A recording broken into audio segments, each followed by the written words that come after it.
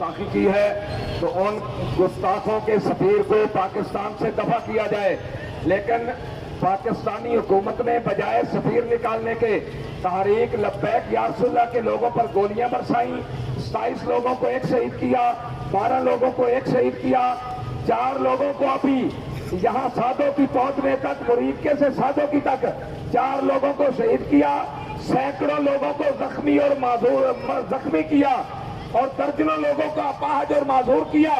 تو میں یہ کہنا چاہتا ہوں کہ پاکستان کی عوام اب سڑکوں پہ آ جائے، ظلم کی انتہا ہو چکی ہے، ایمان کا تقاضا یہ ہے کہ اب گھروں میں بیٹھنا غیرت کا تقاضا نہیں ہے۔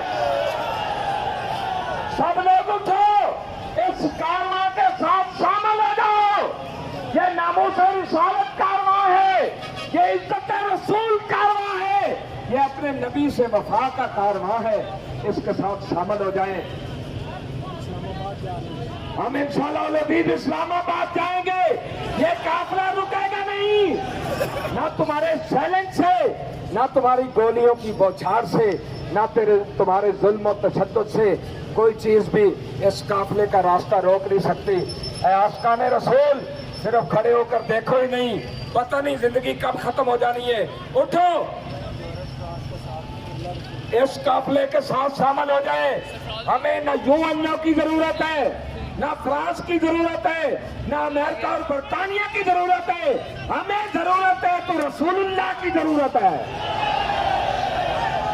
ہمیں ضرورت ہے تو اپنے آقا کریم کی نگاہ کرم کی ضرورت ہے۔ ہم کچھ بھی برداشت کر سکتے ہیں، لیکن ختم نبوت اور ناموس رسالت پر حملہ ہو تو ہم کبھی برداشت کر سکتے نہیں۔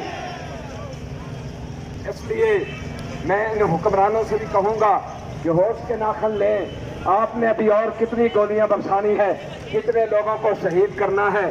ہم تو اسی نبی کے نام کے لیے جا رہے ہیں، اس نبی کی عزت کے لیے جا رہے ہیں جن کا کلمہ تم بھی پڑھتے ہو، پھر میں کیوں نہ کہوں اور تم پر میرے آقا کی عنایت نہ سہی۔